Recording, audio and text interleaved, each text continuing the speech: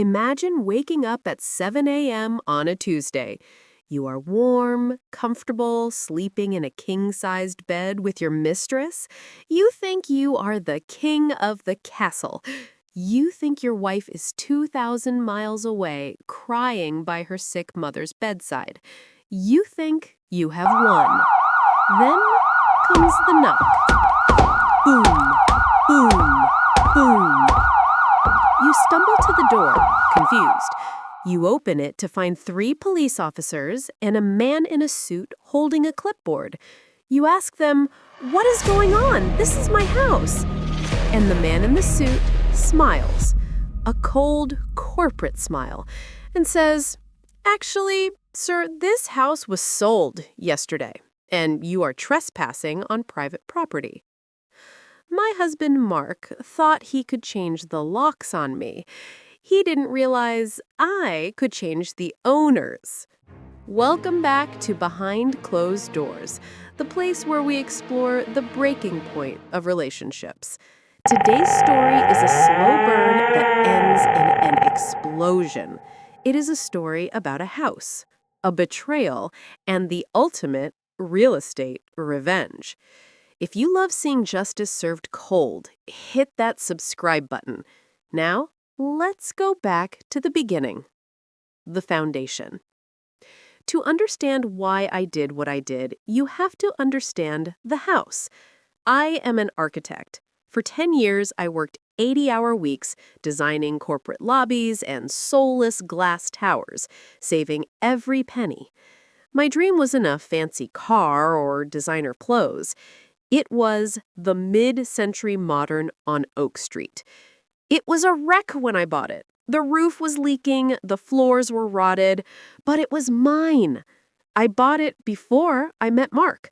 My name, and only my name, was on the deed. I spent 2 years restoring it. I sanded the floorboards by hand until my fingers bled. I imported the tiles from Italy. That house wasn't just wood and brick, it was my soul. Then enter Mark. Mark was a personal trainer and an aspiring life coach. That is the polite way of saying he was unemployed and charming. He moved in 6 months after we got married. He brought 2 suitcases and a guitar he couldn't play. I brought the equity, the mortgage payments, and the stability. He loved in a house. He loved hosting parties in the backyard I landscaped. He loved bragging to his friends about the home theater I installed. He lived like a king in a castle he didn't pay a dime for. And I let him.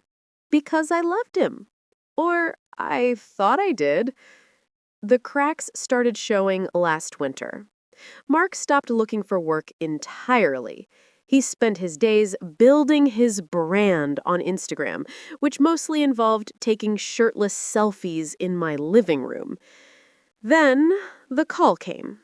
My mother, who lives in Ohio, suffered a severe stroke. I had to go immediately. I packed my bags in a panic.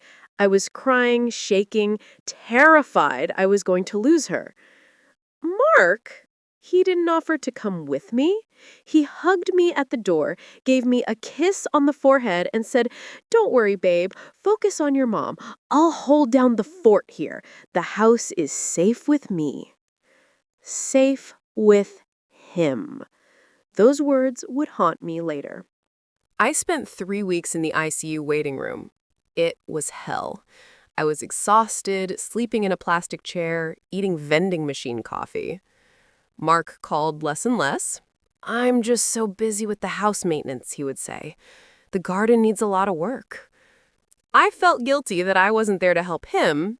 Can you believe that? I was the one feeling guilty. Then, on a Tuesday night, my phone buzzed. It wasn't a text from Mark. It was a notification from the Ring doorbell app. Motion detected at front door. I almost ignored it, probably just a delivery, but something made me click. The video loaded. The grain was a bit fuzzy, but the audio was crystal clear. I saw Mark, He was opening the door. But he wasn't alone. A woman walked in. She was young, maybe 23. She was carrying a box. And then I heard it. Mark, careful with that, babe. Welcome home. Woman, it's beautiful, Mark. I can't believe she lived here alone. It's so cold.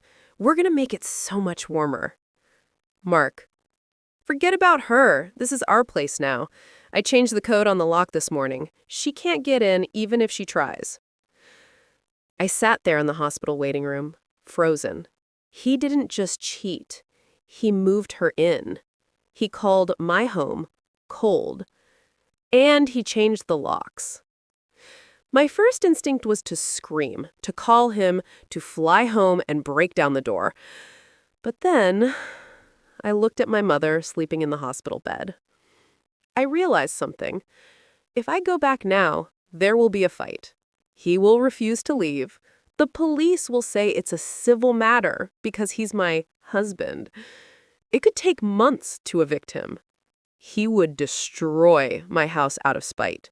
He would break the tiles. He would ruin the floors. I needed a nuclear option. I didn't want to fight him for the house. I wanted the house to consume him. I remembered something crucial. Mark isn't on the deed. Mark isn't on the mortgage. Mark has never paid a utility bill in his life. Legally, he is a guest who has overstayed his welcome. But I didn't want to just kick him out. I wanted to destroy his fantasy. So I made a phone call. Not to a lawyer, but to an old friend named David. David runs a company called Titanium Property Solutions. They are what you call cash buyers. They buy houses in any condition. They don't care about inspections. They don't care about repairs. And most importantly, they don't care about squatters. Dave, I need a favor. I want to sell the Oak Street house. Are you crazy? That's your masterpiece. You love that place. I want to sell it today. Cash. As is. Everything inside included. The furniture, the appliances, and the occupants. Dave paused. Occupants? My soon-to-be ex-husband and his mistress are currently squatting there. I want to sell the property with them inside. I will lower the price by 30% if you can close in 24 hours and handle the eviction yourself. Dave laughed. It was a dark business laugh. Sarah, for 30% off, I'll send my biggest security team. We love a challenge. We did everything electronically. I docu-signed the papers from the hospital cafeteria. I sold my dream house for $200,000 less than it was worth. Was it a financial loss? Yes. Was it worth it? Absolutely. By 5 p.m. on Monday, the wire transfer hit my account. The house was no longer mine. Technically, Mark was now sleeping in a stranger's house. Now, we return to that Tuesday morning. I wasn't there, but Dave sent me the body cam footage from his security team. I have watched it 100 times. It is my favorite movie. 7 a.m. Dave arrives with 2 off-duty police officers he hired for security detail, a locksmith, and a moving crew. They didn't ring the doorbell politely. They pounded. Mark opened the door, wearing just his boxer shorts, looking sleepy and annoyed. What the hell? Who are you? Good morning. I'm the owner of this property. Who are you? Funny. My wife owns this house. Get off my porch. Actually, Sarah sold the property to Titanium Holdings yesterday afternoon. Here is the deed. Here is the transfer of title. And here is the notice that you are trespassing. You could see the color drain from Mark's face. It went from arrogance to confusion to pure terror in 3 seconds. Sold? She can't sell it. I live here. Officer, sir, is your name on the deed? Well, no, but... Do you have a lease agreement? I'm her husband. That sounds like a relationship problem, not a property problem. As the owner, I do not consent to you being here. You have 10 minutes to grab your personal effects and leave, or you will be arrested for criminal trespassing. Then the mistress, Elena, appeared behind him, wrapped in my favorite cashmere blanket. Mark, what's going on? Ma'am, that blanket is property of the house sale. Please leave it. The footage of them leaving is pathetic. They were given trash bags. That's it. Mark trying to shove his clothes into a hefty bag while a locksmith drilled out the lock on the front door behind him. He tried to take the PlayStation. Dave, sorry, the contract states all electronics and appliances convey with the home. Put it back. Mark left that house with a bag of clothes, his guitar, and no car keys because the car was leased in my name and I had reported it stolen an hour earlier. The police towed it from the driveway while he watched.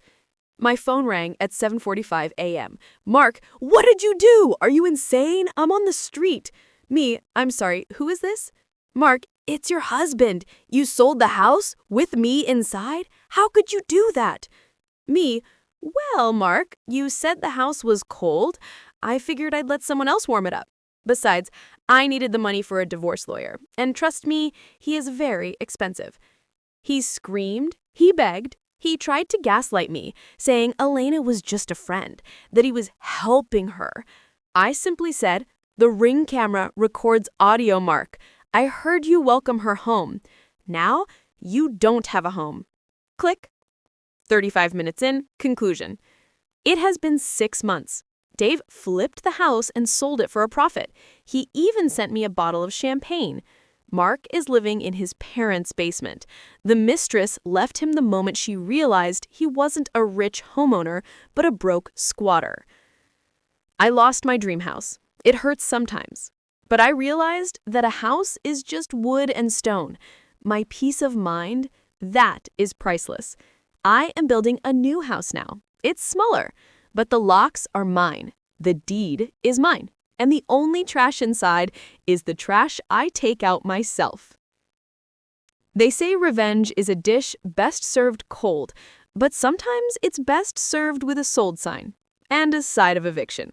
What do you think? Did Sarah go too far by selling the house without telling him, or did Mark get exactly what he deserved? Let me know in the comments below. If you enjoyed this story of justice, please like and subscribe to Behind Closed Doors. We have more stories coming that will shock you. Until next time, check your locks.